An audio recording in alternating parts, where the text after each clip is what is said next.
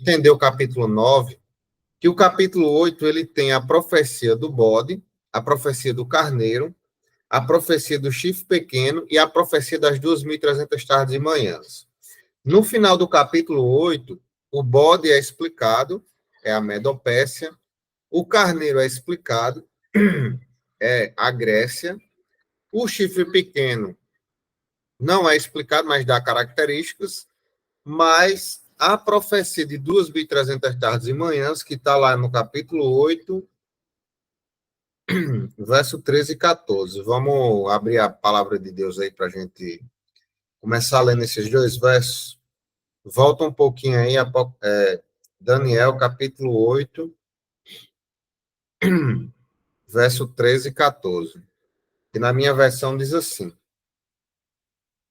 Depois ouvi um santo que falava, e outro santo lhe perguntou: Até quando vai durar a visão do sacrifício diário suprimido e da transgressão desoladora? Até quando o santuário e o exército ficarão entregues para que sejam pisados aos pés? Ele me disse: Até 2.300 tardes e manhãs, depois o santuário será purificado. Daniel queria saber quanto tempo esse poder maligno aí do chifre pequeno iria ter autoridade para fazer todo esse mal aqui na Terra. E a resposta foi até 2.300 tardes e manhãs, e o santuário seria purificado. Lá no verso 26 do capítulo 8, diz assim, ó: A visão das tardes e das manhãs que lhe foi dada é verdadeira, mas guarde a visão em segredo, porque se refere a dias ainda bem distantes. Eu, Daniel, enfraqueci e fiquei doente durante vários dias. Depois me levantei e tratei de negócio do rei. Fiquei espantado com a visão e não havia quem entendesse. O que é que o capítulo 8 está dizendo aqui? Daniel está falando. Daniel não conseguiu entender a visão, mas como eu já falei aqui, tudo que foi dito na visão foi explicado, menos quando chegou na parte das 2.300 tardes e manhãs. Ou seja, as 2.300 tardes e manhãs, elas ficaram sem explicação. Daniel capítulo 8 se dá no terceiro ano do reinado de Belsazar, que é o rei da Babilônia. Era o rei da cidade de Babilônia. Agora pode soltar o slide, dizer que a gente vai começar agora de fato no capítulo 9. Essas informações são fundamentais para o capítulo 9. Pode passar. E aí, eu coloquei esse título, Daniel ora pelo cumprimento profético. Essa oração, engraçado que Desirê até falou, né? Quase o capítulo 9 todo é a oração, então ia ficar pouca coisa para explicar da profecia. Começa que essa profecia já é difícil de explicar, mas essa oração ela é fundamental para o entendimento das 2.300 tardes e manhãs. Ela é fundamental. Mas antes de eu falar da profecia, eu preciso falar dessa oração, que essa oração, assim, quando eu estudei, eu percebi algo extraordinário. Nós temos uma visão, e algumas igrejas têm uma visão de que Deus do Antigo Testamento é uma coisa, e de que Cristo do Novo Testamento é uma coisa diferente. Parece que são dois pensamentos, são duas formas de lidar. A gente vai ver que essa visão de Deus como tirano, ou essa visão de Deus como sendo mal, ou sendo muito, como é que eu posso dizer, colocando juízos divinos e destruindo nações e fazendo várias coisas, a gente vai entender o pensamento de Daniel para a gente ter uma compreensão correta da visão de Deus. Rígido, dizer, muito rígido, e assim, ele ia lá e tudo bem? destruía. Pode falar, Vitor. Carrasco. Pode Deus ser carrasco. carrasco, e parecia que não era o Deus de amor do Novo Testamento. E eu vou mostrar que, na verdade, o problema não era Deus. O problema é a nossa visão de hoje. Porque a nossa visão de amor de hoje é uma visão distorcida de amor. A gente vai ver na oração de Daniel e a gente vai quebrar esse conceito errado de que Deus do Antigo Testamento era um Deus diferente. Então vamos lá, passar. Próximo slide. Primeiro, na verdade, né? Só um ponto para a gente ver a nossa sociedade ansiosa do que Daniel passou. Daniel recebe a visão no terceiro ano do rei Belsazar, da Babilônia, e aí ele só vai receber a visão de Daniel, do capítulo 9, no primeiro ano do reinado de Dário. Eu pensava que eram poucos anos, eu até comentei, não sei se tu lembra, Desirê, que eram uns 3 anos, 2 anos. Eu fui pesquisar e achei aqui na Bíblia, porque não dá mais para ver pelo nome, mas é a Bíblia de Arqueologia. Bíblia de Arqueologia. Ela é da Sociedade Bíblica do Brasil. Não é adventista. E ela traz a informação de que o tempo que se passou do capítulo 8 para o capítulo 9, 13 anos. Daniel esperou 13 anos para ter uma explicação parcial da visão das 2.300 tardes e manhãs que tanto perturbou ele. É tempo, viu? 13 anos esperando. É muito tempo. Então vamos lá, vamos ler aqui essa primeira parte. No primeiro ano do reinado de Dário, que a gente comentou, filho de Assuero, da linhagem dos Medos, que foi constituído rei sobre os caldeus. No primeiro ano do seu reinado, eu, Daniel, entendi pelos livros que, de acordo com o que o Senhor havia falado ao profeta Jeremias, a desolação de Jerusalém iria durar 70 anos. Eu queria destacar dessa primeira parte, além do tempo que Daniel espera, 13, destacar também que Daniel, um servo do Senhor, um exemplo de homem, ele entendia e sabia que o livro de Jeremias, que Jeremias era profeta.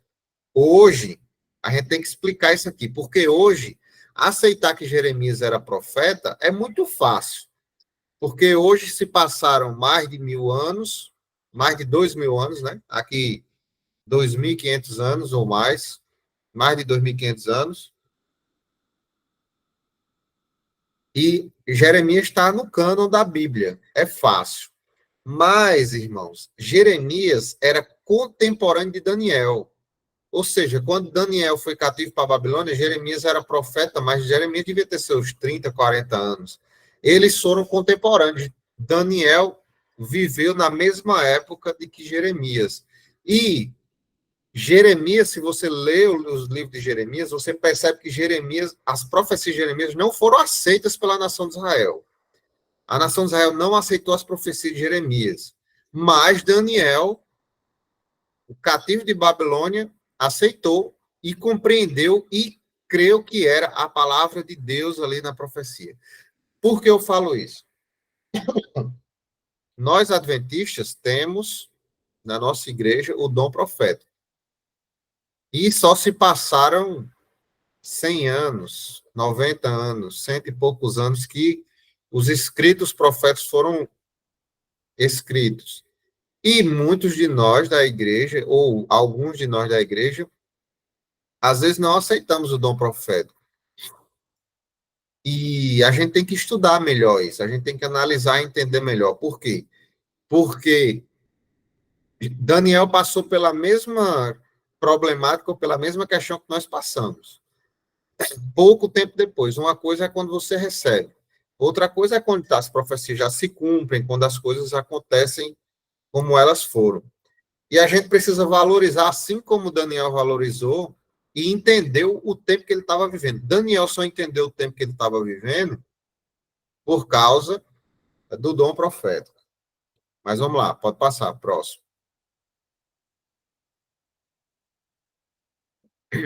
E aí começa essa oração belíssima de Daniel, E diferente desse Deus tirano, desse Deus duro, esse Deus carrasco do Antigo Testamento, Daniel, ele mostra claramente de quem é a culpa e quem Deus é. Então vamos lá para ver a confissão de Daniel. Vamos ler aqui a oração dele. Voltei o rosto ao Senhor Deus, para o buscar com orações e súplicas, com jejum, vestido de pano de saco e sentado na cinza. Orei ao Senhor meu Deus e fiz a seguinte confissão: Ah, Senhor, Deus grande e temível, que guardas a aliança e a misericórdia para os que te amam e guardam os teus mandamentos. Nós temos pecado e cometido iniquidades. Procedemos mal e fomos rebeldes, afastando-nos dos teus mandamentos e dos teus juízos. Não demos ouvidos aos teus servos, os profetas, que em teu nome falaram aos nossos reis, aos nossos príncipes, aos nossos pais e a todo o povo da terra. A ti, ó Senhor, pertence a justiça, mas a nós cabe o corado e vergonha. Como hoje se vê, a saber, aos homens de Judá, aos moradores de Jerusalém, a todo Israel, tanto os de perto como os de longe, em todas as terras para onde os expulsaste, por causa das transgressões que cometeram contra ti. Vamos entender essa oração de Daniel? Daniel, ele foi cativo para a Babilônia, foi como escravo, adolescente, muito jovem. Uns dizem que ele tinha 14, 15 anos, outros dizem que ele tinha 18. Eu acredito que ele era bem mais jovem, porque Daniel viveu todo o cativeiro babilônico e estava vivo. Então, Daniel passou todos os 70 anos lá na Babilônia.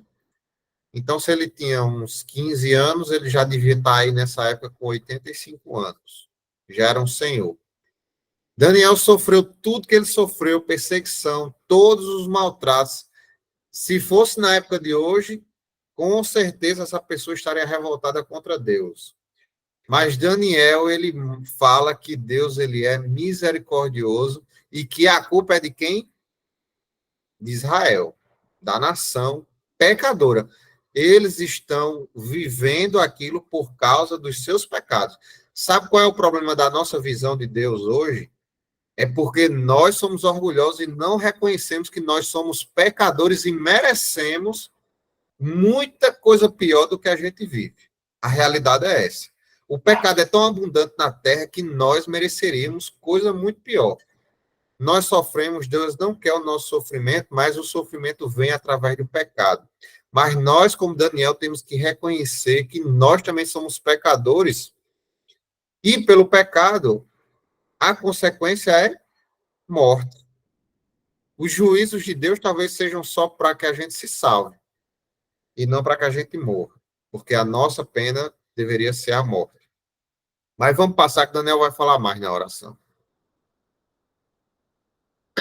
Mais uma vez, aí no verso 9, Daniel fala de Deus como misericordioso. Ao Senhor nosso Deus pertence a misericórdia e o perdão, pois nos rebelamos contra ele e não obedecemos à voz do Senhor nosso Deus, para andarmos nas suas leis, que nos deu por meio dos seus servos os profetas.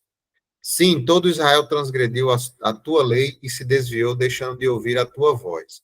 Por isso, as maldições que estão escritas na lei de Moisés, servo de Deus, e que foram confirmadas com juramento, se derramaram sobre nós, porque pecamos contra ti. Outro detalhe muito importante, no verso passado e nesse verso, Daniel faz questão de destacar que não obedecemos à lei, nem ouvimos os profetas.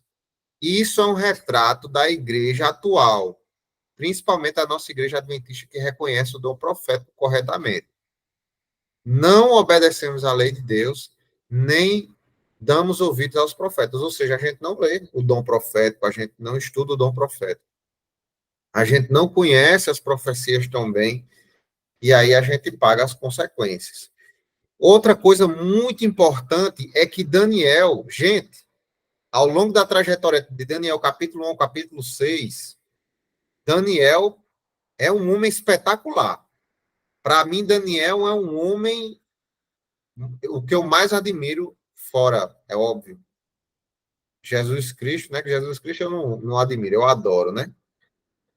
Daniel é o homem nascido de mulher que eu admiro na Bíblia, porque a postura dele, o comportamento dele, óbvio, é um pecador, mas ele foi um homem santo e ele demonstrou isso. Mas isso não é exime de Daniel de se colocar o quê? Como seu povo, Israel. Daniel é Israel e Daniel é responsável e culpado pelos pecados do seu povo, tanto quanto o povo pecou. O que é que isso quer dizer? Hoje na igreja, nós nos colocamos muito na situação ativa de falar em terceira pessoa para os pecadores. A gente não se coloca junto da situação do pecador.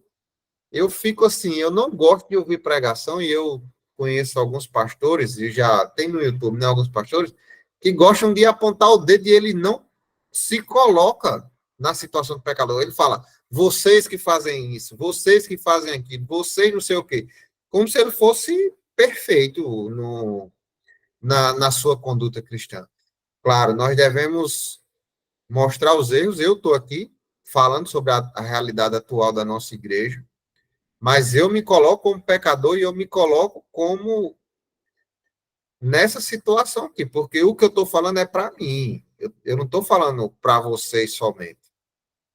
Essa oração de Daniel é para todos nós, para a gente ver e entender o que é igreja, porque se a gente tivesse esse espírito de que nós somos parte do todo e que se a igreja, se um peca, é a igreja que está pecando, nós teríamos uma postura diferente.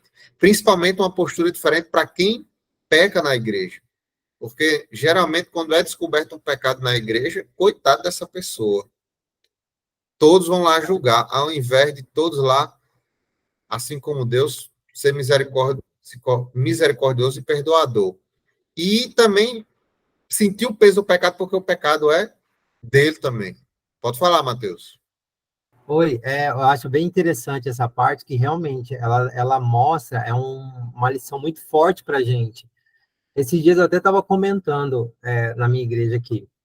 Normalmente, quando a pessoa ela se sente muito próxima a Deus, assim, sem apontar religião ou nome e tal, mas infelizmente é isso que acontece. Normalmente, quando a pessoa ela se acha muito próxima a Deus, ela tem uma postura arrogante. Isso mostra a falta do Espírito Santo nela, porque quanto mais a gente se aproxima a Deus, mais sujo a gente entende que ser. E era o que Daniel mostra muito claramente para a gente.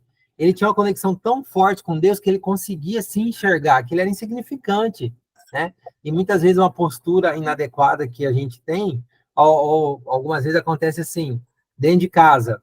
Às vezes um casal tem uma dificuldade, um está mais forte espiritualmente do que o outro.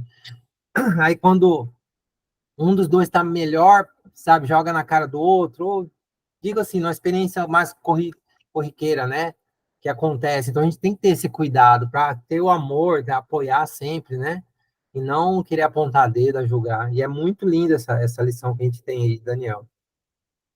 É verdade. Infelizmente, é uma realidade nossa humana, né? Mas vamos lá. O verso 12 também é muito importante. Ó.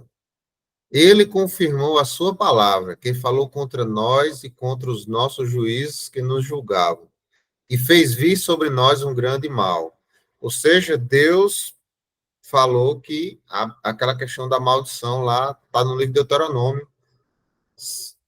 Se o povo não seguisse, eles iriam receber e Deus, ele cumpre aquilo que ele fala. E aí vem o mal sobre Jerusalém. Nunca antes debaixo do céu havia acontecido algo como o que aconteceu com Jerusalém. Como está escrito na lei de Moisés, todo este mal nos sobreveio. Mas mesmo assim, não temos implorado o favor do Senhor, nosso Deus, para nos convertermos das nossas iniquidades e nos aplicarmos à tua verdade. O Senhor tinha preparado esse mal e o fez cair sobre nós, pois o Senhor, nosso Deus, é justo em tudo o que faz e nós não obedecemos à sua voz. Olha aí como é interessante. Deus, ele é justo. Ele é amor, mas ele é justo naquilo que ele faz. Se ele fala que as consequências do pecado são coisas ruins, é o mal que vem, Isso vai acontecer e ele vai permitir. E é interessante que Daniel entende que esse juízo que vem sobre a nação de Israel era para quê? Para que o povo se voltasse para Deus. Mas nem esse juízo, olha como a nação de Israel estava, nem esse juízo terrível gerou o quê? Uma comoção de Israel pedindo a Deus, clamando a Deus, como Daniel estava fazendo nesse momento, clamando a Deus para o quê? Para que acabasse com o juízo. E Daniel, acho que ele se sente sozinho nesse momento e ele ora sozinho pela nação de Israel, pedindo para quê? Para que acabe a profecia que está lá em Jeremias dos 70 anos do cativeiro babilônico. Então, Daniel, ele também ele tem uma clareza de quem a nação de Israel é e que a nação de Israel não estava se voltando para Deus. É a questão da autossuficiência, que é algo também grave nos nossos dias, que é nós achamos que não somos necessitados de Deus. E muitas vezes a gente só percebe a necessidade que nós temos de Deus quando? Quando falta alguma coisa na nossa vida. Está faltando saúde, está faltando dinheiro, está faltando paz. O que é que a gente faz? A gente clama a Deus. Quando a gente tem tudo isso, o que é que a gente faz? Esquece. Nem para agradecer. E foi isso que estava ocorrendo na nação de Israel. Pode passar o próximo slide. A gente tem que entender que o foco da oração de Daniel, como está aí, era Jerusalém, porque o retorno da nação também, mas principalmente sobre a cidade de Jerusalém, porque foi totalmente destruída, e o templo também tinha sido destruído, porque isso é o que é importante, essa é a conexão com a profecia que a gente vai ver mais na frente. Daniel, ele ora pedindo, primeiro ele coloca a questão, né? Ele fala quem é Deus, ele confessa os pecados da nação de Israel, ele mostra que a nação de Israel está vivendo um momento errado, mas ele ora pedindo pela cidade de Jerusalém, pelo santuário. E esse pedido, ele é fundamental para a explicação da profecia que a gente vai ver, porque a profecia ela vai ser uma resposta a esse pedido aqui. Então vamos ler aqui esses versos. Ó Senhor, segundo todas as tuas justiças, afasta a tua ira e o teu furor da tua cidade de Jerusalém, do teu santo monte. Por quê? Por, por causa dos nossos pecados e por causa das iniquidades de nossos pais. Jerusalém e o teu povo se tornaram objeto de deboche para todos os que estão ao redor de nós. E agora, ó nosso Deus, ouve a oração e as súplicas do teu servo. Por amor do Senhor, faze resplandecer o teu rosto sobre o teu santuário que está abandonado. Inclina, ó Deus meu, os ouvidos e ouve. Abre os olhos e olha para a nossa desolação e para a cidade que é chamada pelo teu nome. Lançamos as nossas súplicas diante de ti, não porque confiamos em nossa justiça, mas porque confiamos em tuas muitas misericórdias. Ó Senhor, ouve. Ó Senhor, perdoa. Ó Senhor, atende-nos e age. Não te demores, por amor de ti mesmo, ó meu Deus, porque a tua cidade e o teu povo são chamados pelo teu nome. O pedido de oração de Daniel é para a restauração do santuário e para a restauração da cidade de Jerusalém. Se a gente não tiver entendendo esse pedido, é por isso que eu não entendi muitas vezes o capítulo 9. A gente não vai entender a profecia, porque a profecia do capítulo 9, ela vai tratar justamente sobre o tempo o início da profecia é justamente sobre o tempo da restauração de Jerusalém e a restauração do templo. Pode passar, Desirê. Eu estou adiantando aqui porque ainda temos uma profecia de 70 semanas bem complicadas para a gente compreender.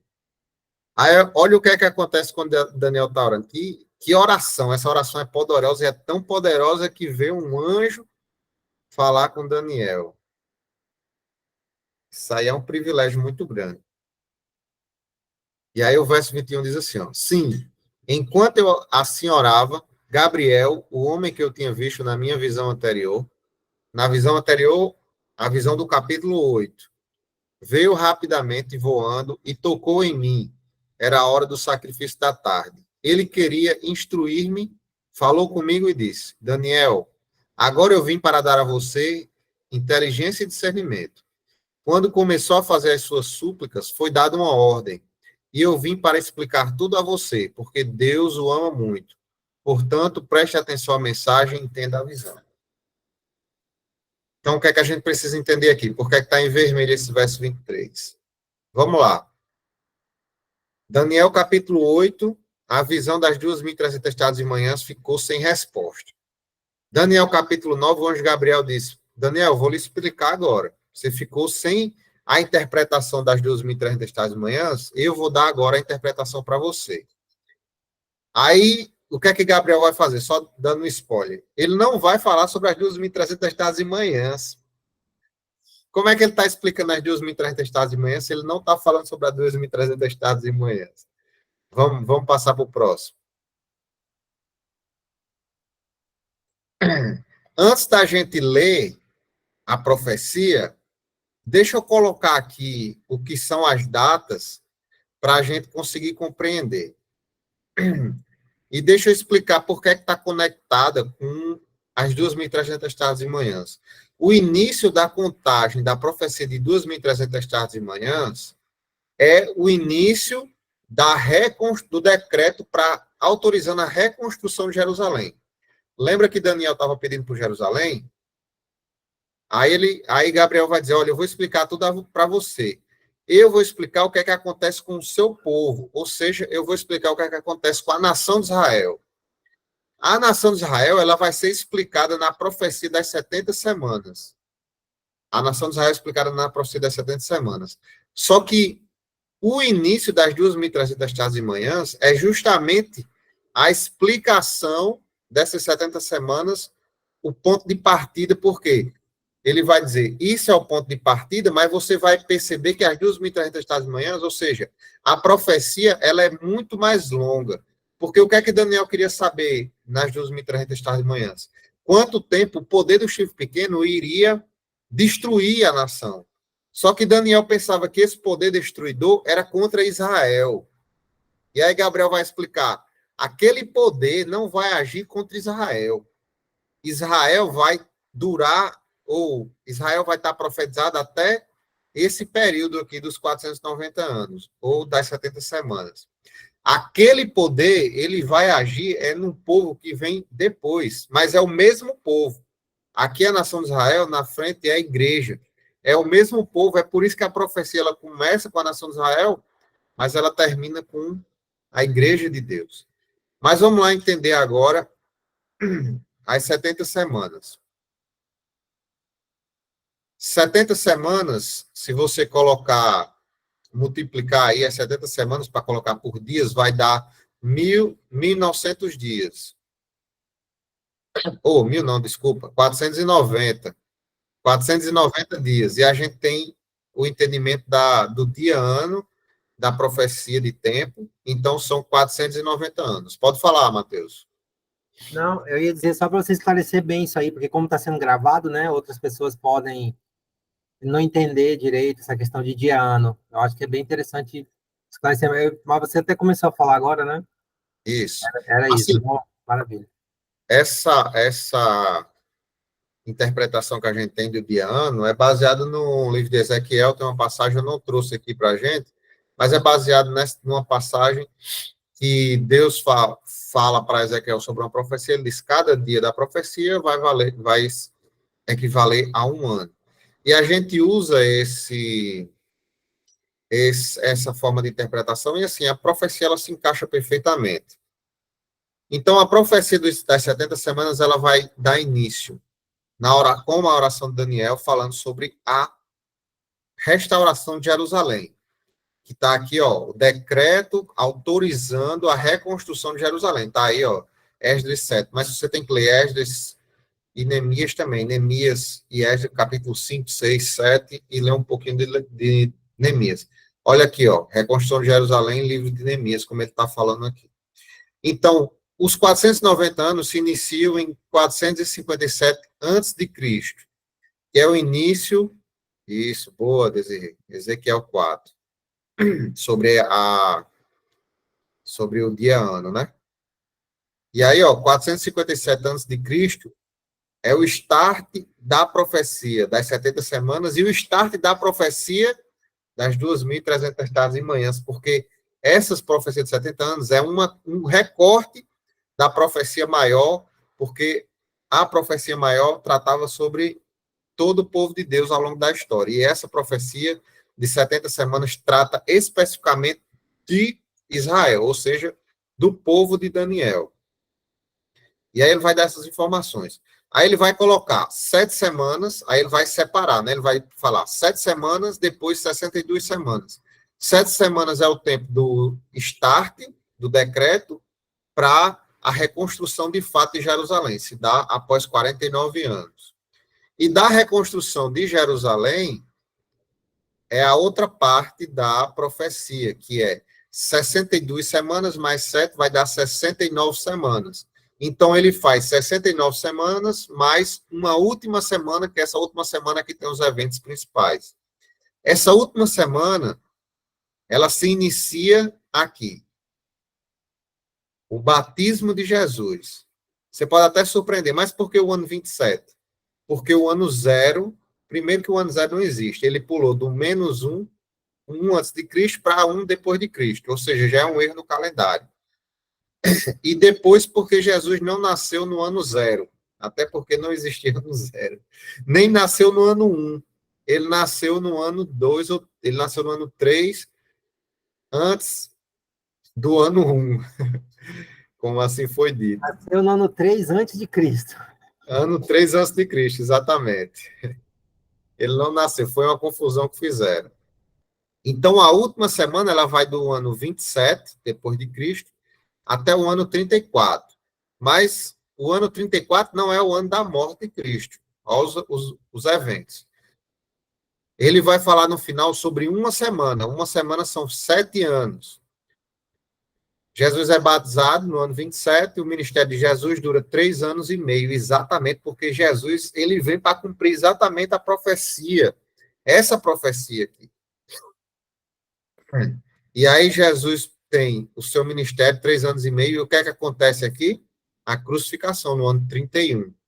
Então Jesus é crucificado no meio da semana, e a gente vai ver que a profecia fala no meio da semana que vai ocorrer o fim do sacrifício, por causa da cruz.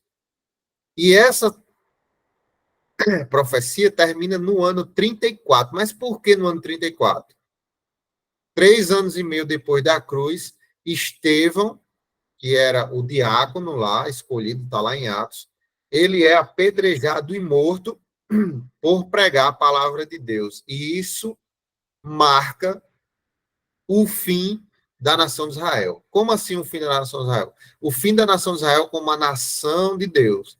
Deus tinha um plano, Deus tinha uma obra para a nação de Israel, que era trazer o Messias e também anunciar o evangelho e anunciar sobre esse Messias para toda a terra. Israel, ela descumpre o seu chamado. A nação de Israel ela foi feita para isso, para anunciar o Messias.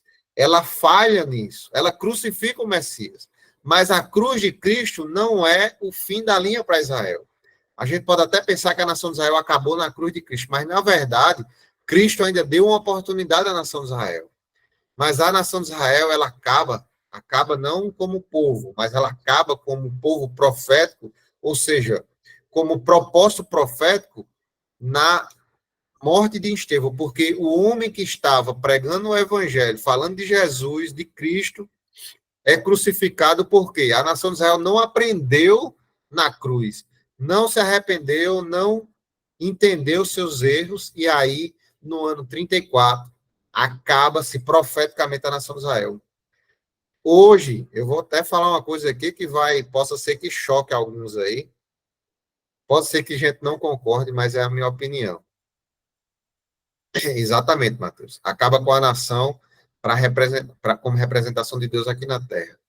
Mas muitas coisas são faladas hoje da nação de Israel, que não é nem mais essa nação de Deus, como havendo ainda um cumprimento profético, ou um cumprimento profético de Deus. E eu vou, essa é a minha opinião. Não, isso não existe mais. Acabou. No ano 34. Essas profecias que são ditas hoje de Israel e essa luta, ela não é uma luta espiritual lá em Israel com a Palestina. Ela não é um conflito religioso. Até pode ser um conflito religioso, mas ela não faz parte do plano de Deus. Isso é um conflito de homens, é um conflito humano e não algo profético ou algo que a nação de Israel está fazendo para cumprir um propósito de Deus aqui na Terra. Pode falar, Matheus. Mas, assim, no cumprimento das profecias apocalípticas em relação ao anticristo, em relação a uma pessoa, a uma entidade, eu não sei como é que vai ser, que vai fingir que é Jesus, ele não caberia nessa profecia? Que não seria de Deus, eu sei, mas não caberia nessa profecia? Ainda a nação de Israel, tendo em vista que eles estão esperando o Messias, aí se surge, né, uma pessoa com realmente poder, que aí vai ser dado por Satanás, a gente sabe que Cristo já veio. Não caberia aí ela entrar ainda na profecia? Então, talvez Israel tenha um papel não da parte de Deus no momento futuro. Como o anticristo, ou como a besta que surge do mar, ela não é assim. Segundo o grande conflito, que a gente está até estudando agora, a besta que surge do mar é o poder papal. E a besta que surge da terra, que é o anticristo, ou que é o falso profeta, o anticristo é a besta do mar, né? O anticristo é o poder papal, e o falso profeta, ou a besta que sobe da terra, ela é representada pelas igrejas protestantes apóstolas. Então, nesse papel aí de besta, ou do falso profeta, ou do anticristo, ela não se enquadra. Talvez ela se enquadre em alguma outra questão profética de Apocalipse, porque a gente tem coisas de Apocalipse que a gente não compreende bem. Mas nesses personagens, o anticristo é Roma papal e o falso profeta, ou a besta que emerge da terra, é o poder protestante apóstata, especificamente, mais especificamente até o poder protestante apóstata americano, né? Mas como povo de Deus, agindo como povo de Deus, representando Deus aqui na terra, acabou ano 34 depois de Cristo. Eu costumo abrir as perguntas para o final, mas eu gostaria de já abrir agora, se alguém tem alguma dúvida em relação à profecia das 70 semanas. A gente vai ler isso aqui, mas eu gostaria de já, se alguém ficou com a dúvida, porque realmente essa profecia ela não é fácil, ela é complexa. Alguém tem alguma dúvida, algum questionamento? Pode falar, Matheus. É até interessante você abrir realmente agora, porque, a não ser que a pessoa anote a pergunta, porque realmente ela fica com dúvidas, né? Uma das dúvidas que eu tinha nas primeiras vezes que eu estudei, por que que foi no ano 34 e não na morte de Cristo? Eu acho que seria interessante esclarecer. Não sei se quer que eu comente ou você mesmo começa, você comenta, né? Eu acho que ficaria legal. Não, mas pode falar. Porque, assim, o que a gente entende disso? Que Deus é tão misericordioso que ele ainda deu essa oportunidade de tempo para que, mesmo Jesus morto, mas o exemplo dos discípulos dele, e os próprios discípulos fazendo milagre e mostrando que realmente havia poder em Cristo, eles tivessem essa derradeira chance, essa última chance de realmente, olha, vocês não aceitaram meu filho, certo? Mas eu vou dar mais esse pequeno período de tempo para vocês verem que realmente ele é Deus. Realmente ele era o Messias escolhido. E através do exemplo dos discípulos, né, foi dado isso. E aí, no momento em que realmente, até para cumprir a profecia, realmente eles não aceitaram, e deve ter um momento ali no mundo espiritual que eu até fiz um vídeo esses dias disso, né? Que o único poder que Deus não consegue mudar é o nosso livre-arbítrio. É o único poder que combate o poder de Deus. Chega um momento que você escolhe se afastar tanto de Deus que Deus não consegue mais te alcançar. Não é nem que ele não consegue te alcançar, você não consegue ouvir a voz de Deus. E aí não tem mais como voltar, não tem como mudar essa situação. E aí acontece isso justamente com a morte de Estevão. A partir da morte de Estevão, é decretado o momento final de que, a partir dali, Israel passaria a não ser mais a representante de Deus aqui na Terra. Então, ela acontece no ano 34, porque a misericórdia de Deus, ela transborda. Ele podia acabar ali na morte de Cristo, não aceitaram meu filho, pronto, então acabou. Não, mas não aceitaram, mas eu vou dar mais essa pequena chance para vocês verem que realmente eles não vieram. Né? Eu acho Isso. interessante esclarecer, porque é uma coisa que me dava muita dúvida, né? E talvez seja a dúvida de outros. É, Pessoal, vamos perguntar aí, porque isso aqui é complicado, então é interessante que a gente participe. Vamos lá, vamos ver as perguntas aí. Pode é, apertar o Marcos que ele responde. é interessante mesmo, porque na, a gente pensa muito que a morte de Jesus foi o fim, mas Deus é tão misericordioso que nem o povo que solicitou que ele fosse crucificado, ele deu mais uma oportunidade, mas mesmo assim a nação de Israel não entendeu e não aceitou. Pode falar, Desirê. Não, eu tinha essa questão, eu sempre tenho essa questão quando eu leio o Antigo Testamento, porque Deus fala sempre sobre que será a nação perpétua, né? Eu vou estar com vocês perpetuamente ou para sempre e tal. Mas eu entendo esse processo. O que você falou que foi interessante para mim, que assim, quando você separa, quando Gabriel, né, na profecia, ele separa esse marco ali de 490 anos, é 490? É, 490. Isso, 490 anos. Porque senão ele poderia ter falado dos 1.300 de uma vez, né? Dos 2.300 de uma vez.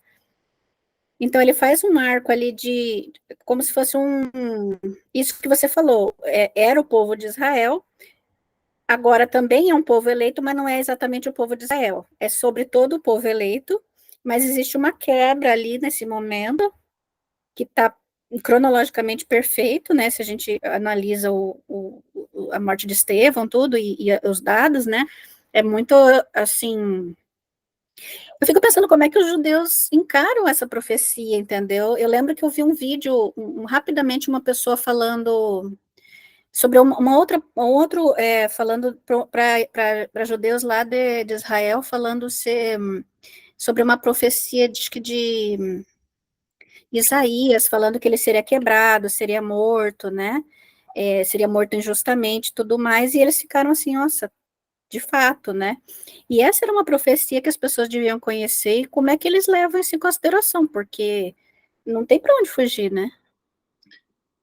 Bem interessante que eu já assisti um vídeo de um rabino explicando as 70 semanas, ou os 490 anos. Eles entendem um tempo profético de 490 anos, com uma exceção, pelo menos esse rabino, eu não sei se é unanimidade, porque dizem que os judeus eles têm muitas opiniões distintas em relação às escrituras, então não posso afirmar que é unanimidade. Mas esse rabino que eu assisti, ele crê basicamente nisso até o ano 27, ele aceita o ano 27, não como o ministério de Cristo. E olha, uma coisa que me lembrou aqui, que é interessante também, que essa profecia é a profecia mais importante, porque essa profecia é a profecia falando sobre o Messias, sobre a vinda do Messias. É a profecia mais importante que alguém poderia receber. Ou seja, ele está falando, olha, o teu povo, que a missão era a vinda do Messias, ele explica a vinda do Messias. Então, essa profecia é extremamente importante. É por isso que as 2.300 tardes e manhãs ficaram em segundo plano na explicação, porque essa profecia ela é de fundamental importância. Ou seja, você quer saber do seu povo, o seu povo vai trazer o Messias nessa data específica. Mas o que é que o rabino faz? E muitos cristãos fazem nesse entendimento de Daniel. Ele separa essa última semana, e essa semana ela vai para um tempo futuro, que não aconteceu ainda.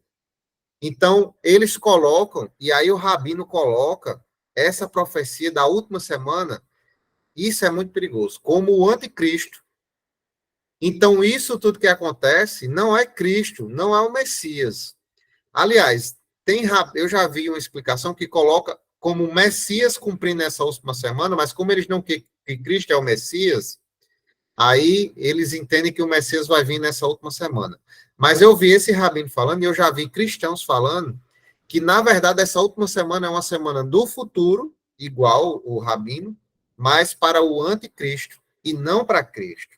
E a gente vai ler aqui e vai ver que essa profecia não tem como se encaixar como anticristo. É até perigoso essa interpretação dessa última semana sendo colocada como anticristo. Não faz sentido nenhum, porque é no mesmo capítulo, a mesma, né, a sequência lógica, não tem. É a mesma coisa você pegar um versículo e inventar, né? É porque ele fez o corte, né? Ele fez o corte 7 semanas, 62 semanas, uma semana. Mas eles não cortam 7 semanas de 62. Eles entendem que elas estão juntas. Só a última semana é que eles têm a compreensão de que ela é cortada do todo, das 70. Fica sem sentido, mas há uma explicação, há um entendimento nesse sentido aí. E aí, vamos lá. Será que tem mais alguma pergunta das 70 semanas ou a gente avança para ver o texto? Eu posso avançar no texto também e vocês perguntarem no texto, né? Tá certo. Então, vamos lá. Sem mais perguntas, pode avançar, Desirê. Aqui eu trouxe outro slide, mas é as mesmas informações. 457 a.C., 34 depois de Cristo, com o apedrejamento de Estevão. É só para mais um slide para a gente ter essas informações. Tem que ter essas informações bem fixadas na mente, porque se não tiver, não entende o que o texto está dizendo aqui.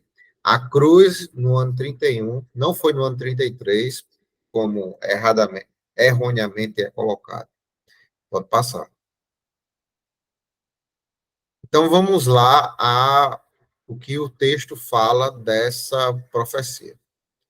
Olha o que é que ele diz. 70 semanas estão determinadas para o seu povo, o povo de Daniel, a nação de Israel, e para a sua santa cidade. Olha, é por isso que o início está relacionado a Jerusalém. E depois desses 490 anos, Israel também, Jerusalém, o santuário, ela vai perder o seu papel e depois disso vai ser destruída, né? Para acabar com a transgressão, para dar fim aos pecados, para expiar a iniquidade, para trazer a justiça eterna, para selar a visão e a profecia e para ungir o santo dos santos. É muita coisa aqui, é muita informação, mas vamos lá. Quem vai dar fim aos pecados? Cristo na cruz. Quem vai expiar os pecados? Iniquidade é pecado. Cristo. Quem vai trazer justiça eterna? Como é que isso é o anticristo, hein? É loucura total. Selar a visão. Ou seja, a profecia de 2300 tardes e manhãs, a profecia das 70 semanas, todas as profecias, a profecia dos 1260 dias, todas as profecias, elas se cumprem porque tudo na Bíblia, ela se cumpre porque Jesus Cristo veio para a Terra e veio morrer na cruz. Sem a cruz de Cristo, nada se cumpre, nada faz sentido. Sem Cristo morrer na cruz, não há igreja, não há salvação. Sem Cristo na cruz, não há história. Não há nós hoje. Não há nada sem Cristo na cruz.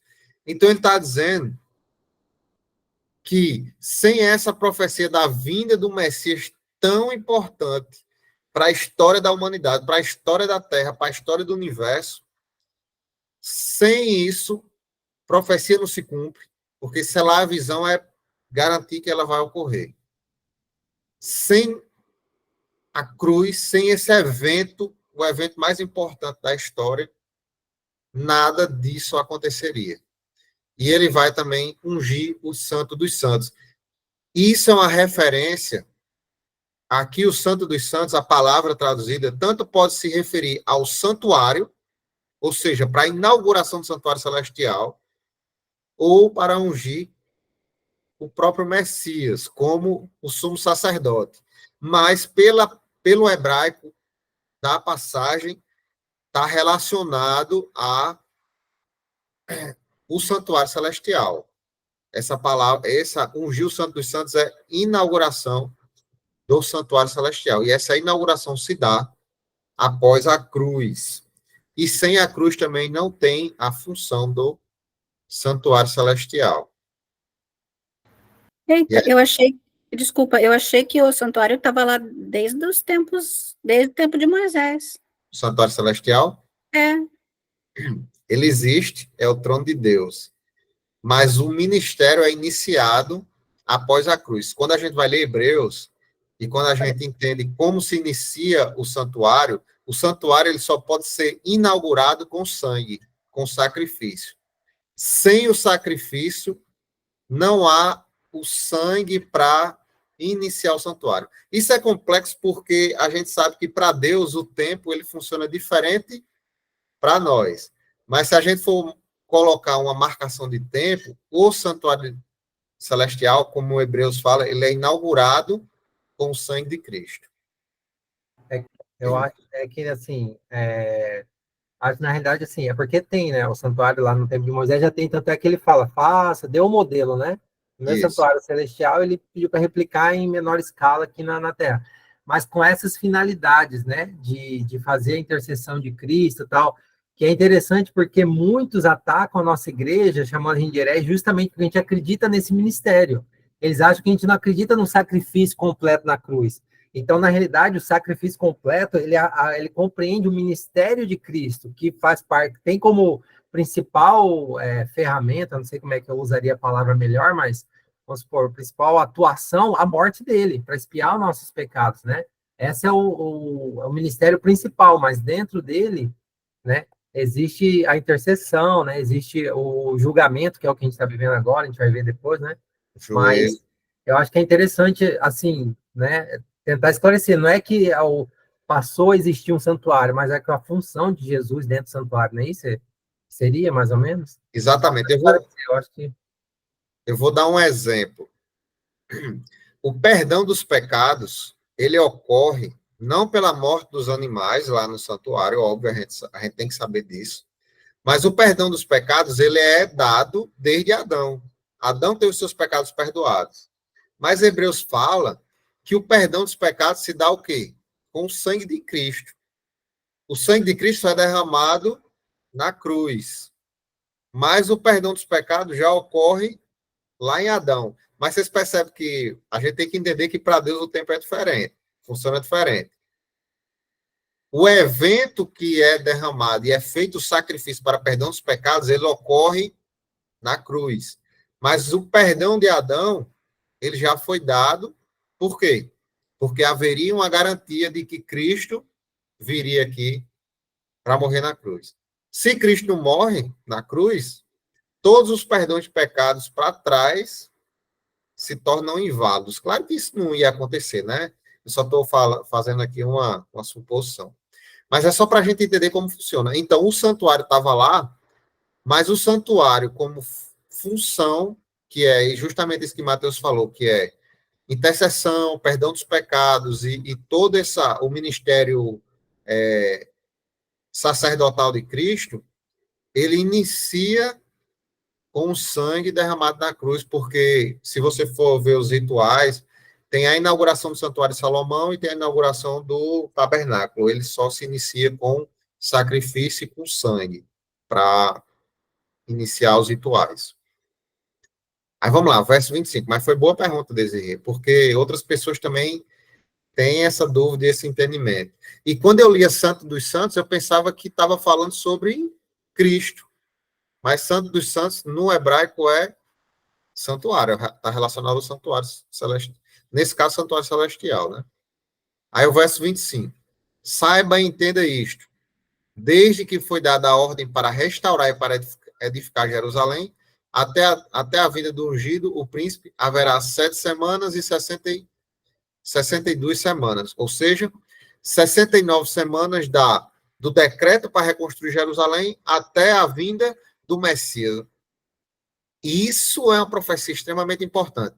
Aí é isso que eu falo. Até aqui, os rabinos e alguns igrejas que se chamam futuristas aceitam. Ou seja, as 69 semanas elas são aceitas até a vinda de Cristo. Alguns rabinos não entendem que aqui é é Cristo, né? Eles têm uma interpretação diferente, porque eles não aceitam Jesus como Messias. Mas todos entendem essa passagem aqui e colocam até no tempo, 4. Por quê? Olha como esse termo que a gente usa do dia ano, ele é preciso, porque essa profecia ela só se encaixa se ela for colocada em anos. Porque se for 69 semanas literais do decreto 457, em 457 o ungido não vem. Não chega um ungido em 69 semanas depois, literais. Então, eles, até quem não crê, como nós, no princípio de ano, usa o princípio de ano em Daniel. Até outras igrejas e até os judeus usam. Nesse aqui, em outras não. A profecia das 2.300 testemunhas, eles colocam como dias literais. Interessante que aqui eles não colocam. Mas, enfim. E aí ele diz, haverá 7 semanas mais 62. Ou seja, 69 semanas do decreto para Cristo. Aí ele fala, ó, as ruas e as muralhas serão reconstruídas, mas será um tempo de muita angústia. Aí vamos lá, pode passar. Então ele diz o início da profecia, que vai coincidir com as 2.300 tardes e manhãs e as 70 semanas também. Aí, ó, depois das 62 semanas, o ungido será morto e não terá nada.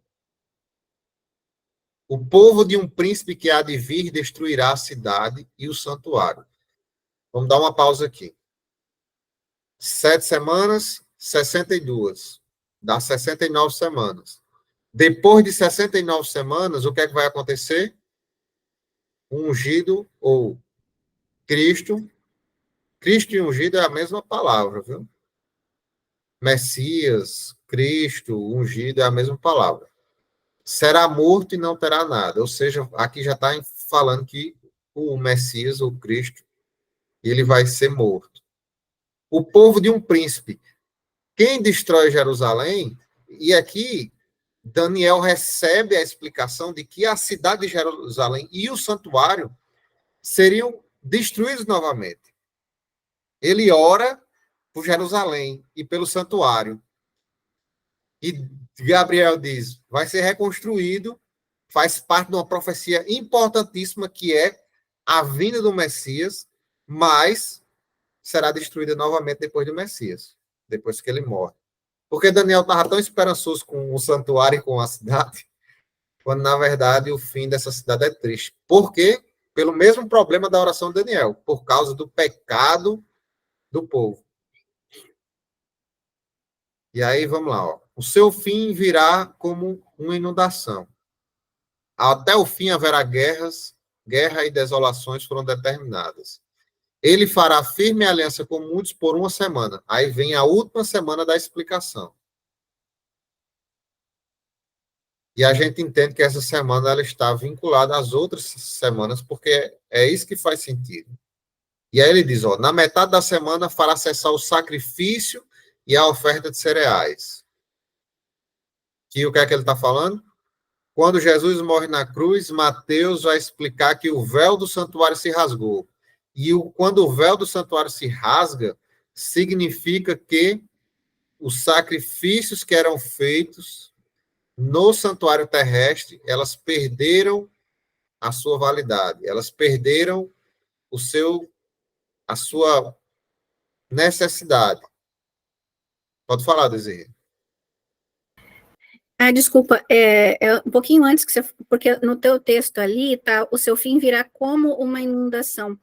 No meu aqui da Bíblia de Estudo, ela diz, eu fiquei nessa dúvida já, e o seu fim será num dilúvio. Eu falei, mas que dilúvio? Boa pergunta, eu também não sei. Na verdade, está usando sinônimo só, né? Inundação e dilúvio, é que dilúvio tem uma proporção maior, a gente entende, né? Mas uma inundação, aí é para dizer que como acontece quando, aqui mesmo, hoje mesmo, fui andar numa rua aqui, uma rua de terra, destruída pela água, uma chuva que deu aqui em Pilar, destruiu a ruazinha, era uma lamedazinha. Aí aqui está falando que o fim virá como uma inundação, quer dizer, não sobra nada. Quando vem uma inundação, um dilúvio, uma tempestade que varre tudo, entendeu?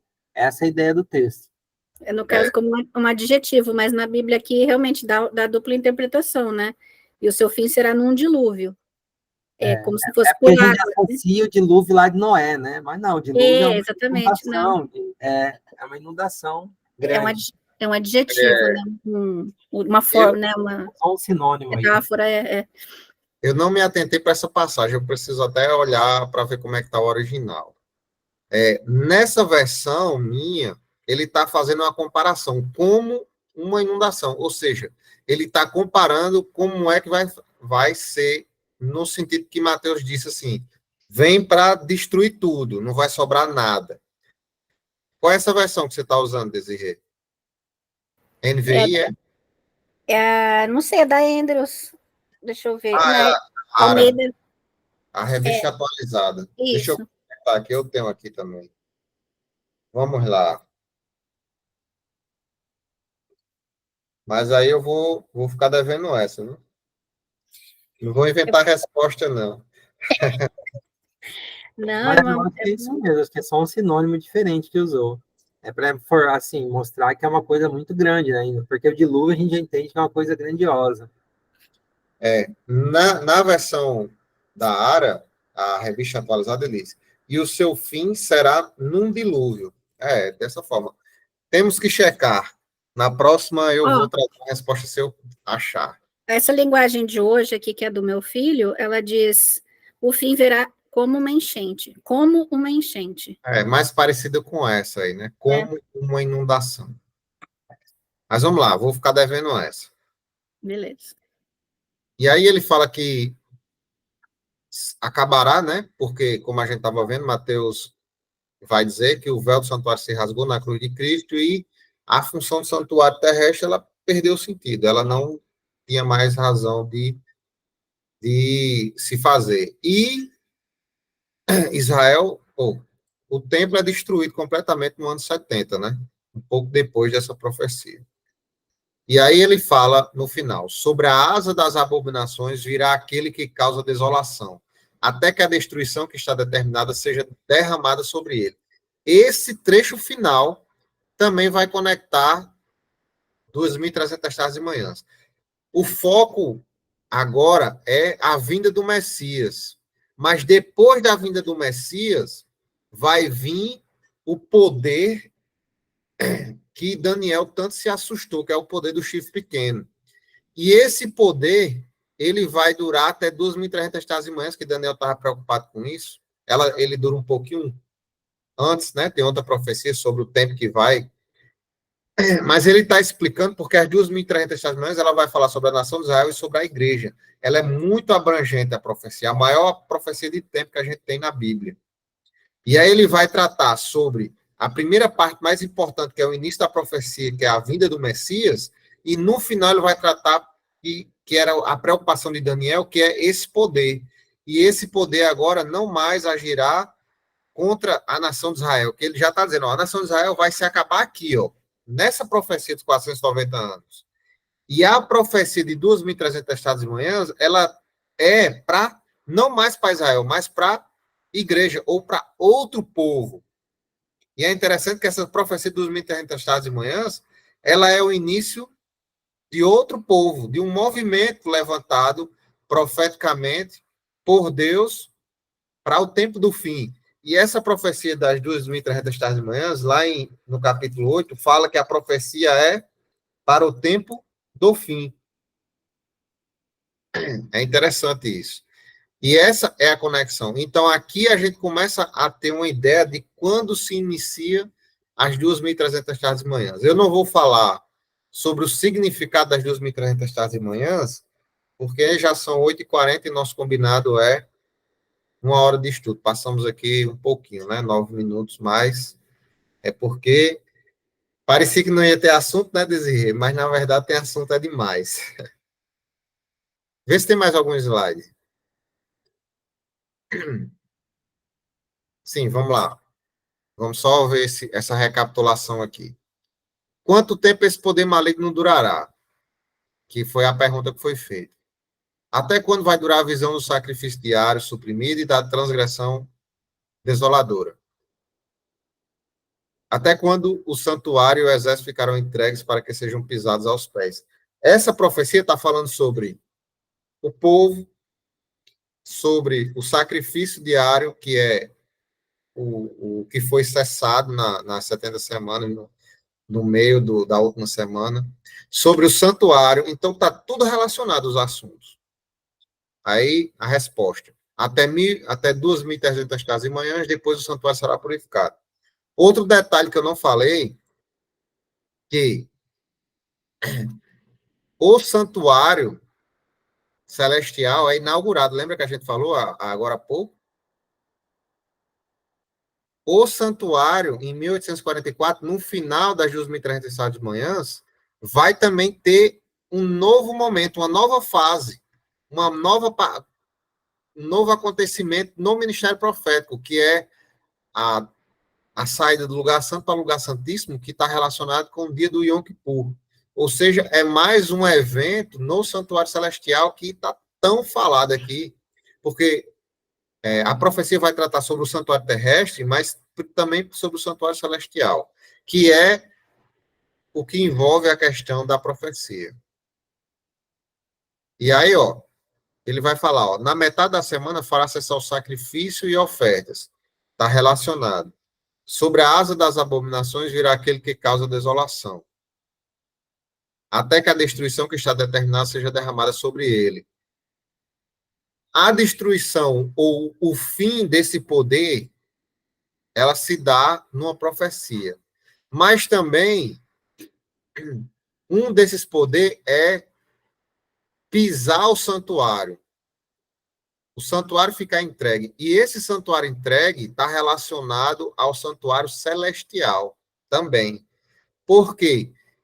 No fim das 2.300 tardes e manhãs, surge finalmente, depois de muito tempo, a verdade sobre o santuário celestial, que tinha se perdido. E ela se perde, o santuário celestial se perde justamente nesse período desse poder.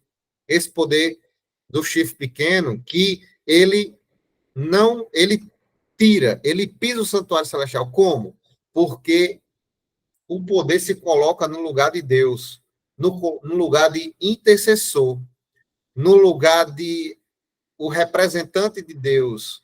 E nós sabemos que o representante de Deus, o nosso intercessor que perdoa pecados, é Cristo. E Cristo atuando no ministério do santuário celestial. Então, tudo isso está relacionado. Porque a profecia ela vai misturar, mas ela vai tratar, às vezes, muitas vezes, do santuário celestial.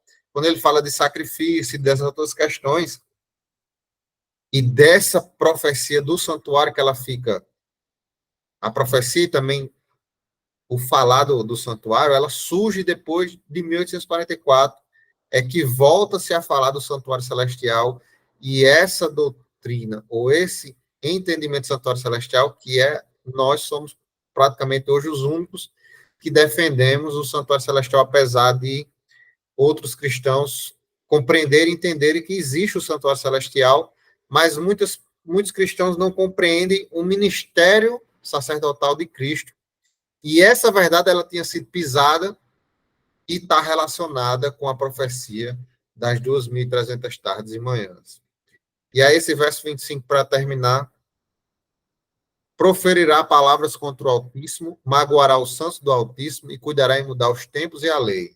E os santos lhe serão entregues nas mãos por um tempo, 2 tempos e metade de um tempo. Mas depois se assentará ao tribunal para lhe tirar o domínio, para o destruir e o consumir até o fim. Outra profecia que fala sobre esse poder. Esse poder é o foco da profecia que é dada, da visão que é dada a Daniel. Existe esse poder, que esse poder faz o quê?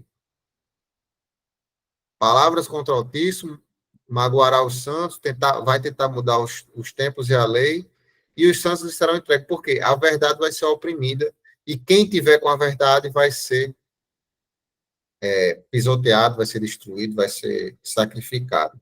Mas depois das 2.300 tardes e manhãs, aí essa verdade ela vai voltar à tona. É por isso que é tão difícil aceitar essas verdades que se perderam ao longo da história por causa desse poder que foi muito poderoso e que vai voltar, né? A gente estudar a profecia do Apocalipse, a gente sabe que esses poderes eles vão voltar e vão ter muita influência, já tem muita influência no mundo, mas vai ter muito mais influência no mundo. Nós já percebemos a grande influência no mundo que esse poder tem, e ele tende a crescer aí no tempo que nós estamos vivendo. Vê se tem mais algum slide. Encerrou, né?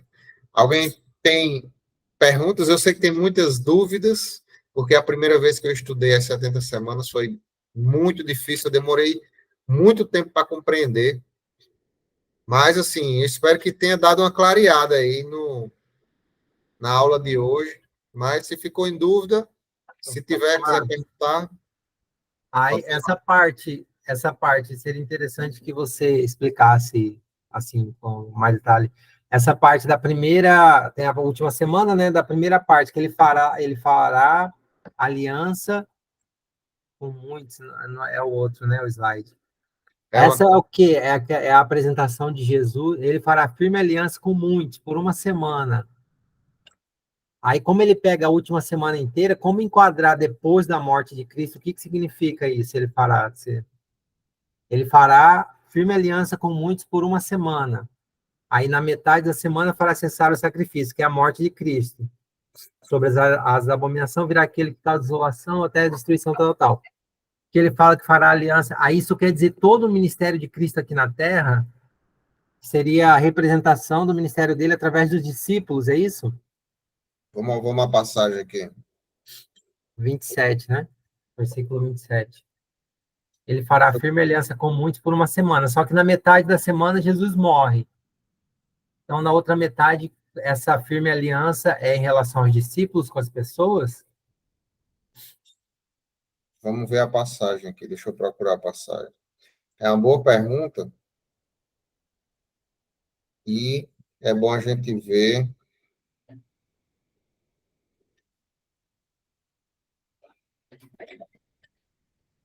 Deixa eu ver se eu acho aqui. Pessoal, vamos participar aí. Cadê o resto da galera?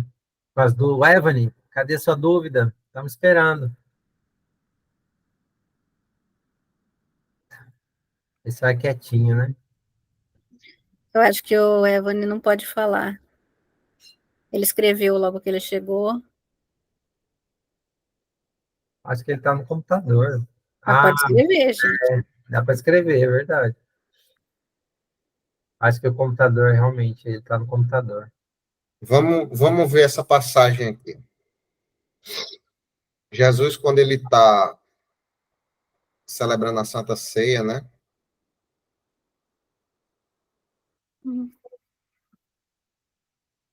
Essa é a nova aliança. Jesus diz assim, ó, Marcos 14, verso 24. Pode ser Mateus também, todos os evangelhos têm essa passagem aqui.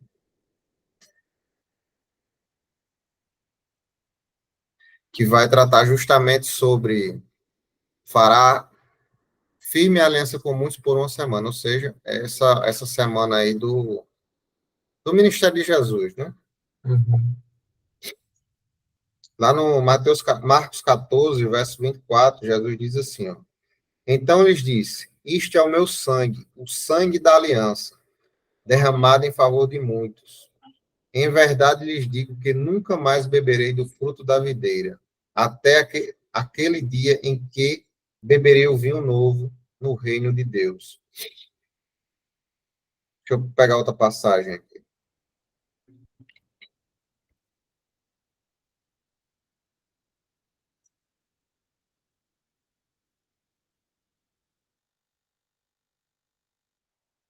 A segunda aliança. Hebreus, capítulo 8, vai falar sobre a nova aliança.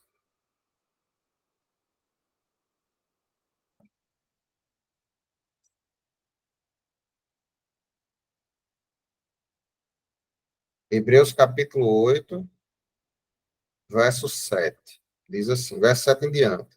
Porque se aquela primeira aliança tivesse sido sem defeito, de maneira alguma estaria sendo buscado lugar para uma segunda aliança.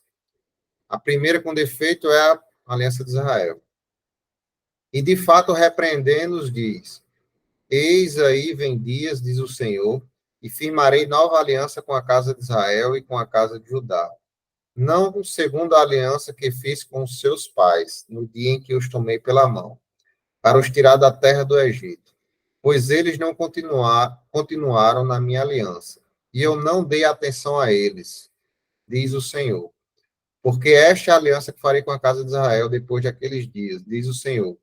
Imprimirei as minhas leis na mente deles e as inscreverei sobre o seu coração. E eu serei o seu Deus e eles serão o meu povo. E não ensinará jamais cada um ao seu próximo, nem cada um ao seu irmão, dizendo: Conheça o Senhor, porque todos me conhecerão, desde o menor até o maior deles. A nova aliança é a aliança de Cristo. Essa aliança que vem unir todos os povos, né? Pode ser judeu, pode ser grego, pode ser qualquer um. Todos os povos serão unidos nessa aliança. Por que também nessa semana? Porque essa aliança, ela é feita, ela se inicia através dos apóstolos, como Mateus já deu a primeira parte aí. Ela é feita, essa nova aliança se inicia com os 12 apóstolos, justamente na Santa Ceia. Na Santa Ceia é instaurada a nova aliança, e essa nova aliança, ela é o início da igreja, e é o início desse povo. E o início desse povo está instaurado aí nessa primeira semana. É uma representação da nova aliança de Cristo. Nós fazemos parte dessa aliança aí. Ela foi iniciada na primeira semana, mas ela perdura até a volta de Jesus, né? Pode comentar também, Matheus, se quiser complementar. Não, então, eu acho que é isso mesmo, né? Que seria essa parte que fará firme aliança com muito, que é o tempo final que Deus dá através de Cristo e depois através dos discípulos, né? Para que Israel volte para Deus, né? Como nação eleita e tal. Acho que é isso mesmo. Maravilha, muito bom. E aí, Pessoal, sim, cadê as dúvidas do povo? quem tiver pergunta. O povo é quietinho. Virna, você tá aí, Virna? Manda uma pergunta. Virna é boa de pergunta também. Cadê ela? Severino? A Adriana disse que ia assistir depois para. Aí ela faz pergunta depois, se ela ficar com dúvida. Ela disse que é complicada. É complicado, né? Mas é muito importante entender essa parte, porque ela é a base da nossa crença, né? A gente tem que entender. Assim, por exemplo, a minha filha mais velha, né, que mora lá com a mãe em Mato Grosso do Sul, ela já tem 15 anos, quer dizer, eu saí de casa, tinha 7, 8 anos. E aí, às vezes, quando eu vou falar alguma coisa de Bíblia para ela, ela fala: pai, mas quem escreveu foram homens. Será que é mesmo assim? Entendeu? Então, assim como ela, tem muitas pessoas que não acreditam no poder da Bíblia. E esse texto é um dos textos que fala: não, minha filha, né? Que eu já mostrei para ela. Claro que eu não expliquei as 70 semanas assim, mas eu mostrei para ela que existem profecias que comprovadamente foram cumpridas e mostram, refletem o poder de Deus nas palavras escritas ali, né? Aí, Adriana. Achei que ia fazer a pergunta agora. Agora vai vir a pergunta. Não acredito. Boa noite. Eita. Boa noite, então. Boa noite, irmão. Mas é isso, muito bom, viu? Beleza. Tá certo. Vamos, para não se estender, né, muito também, vamos então orar para a gente encerrar, né? Oremos. Vai perguntar, Bill? Se não for, vamos orar. Não, pode continuar, Marcos. Pode continuar, obrigado. Vamos orar. Oremos. Nosso Senhor, nosso Deus, te agradecemos, Senhor, mais esse momento, Senhor, de estudar a tua palavra, de entender a tua profecia. Se a gente não compreender, Senhor, que o Espírito Santo possa nos ensinar, nos revelar, mas que a gente tenha vontade, Senhor, de buscar. Amém. Que a gente seja firme em continuar buscando, continuar procurando entender e compreender a tua palavra. As profecias, Senhor, Amém. fortificam a nossa fé, porque elas se cumpriram, e nós sabemos que a tua palavra se cumpre, Pai, se cumpre exatamente como o Senhor determinou. Nós temos também a profecia de que o Senhor voltará, que vai nos livrar do mal, vai nos livrar da doença, do pecado, e esse dia está muito próximo, está chegando. Nós ansiamos por esse dia, Senhor. Que o Senhor possa abençoar todas as famílias aqui representadas, que o Senhor possa, através do teu Santo Espírito, nos motivar, Senhor, para sermos melhores, que a gente possa estudar a tua palavra para aplicarmos na nossa vida e buscarmos cada vez mais a santificação. Fica conosco, Senhor, intercede por nós, nós te pedimos isso em nome de Jesus. Amém. Amém. Amém. Amém. Valeu, Marcos. Parabéns aí. Muito bom, viu? Desirê também. Valeu, Marcos. Valeu, pessoal. Tudo de bom, viu? Boa noite, obrigada. Viu? Valeu. Boa noite. Tchau. Tchau. Tchau.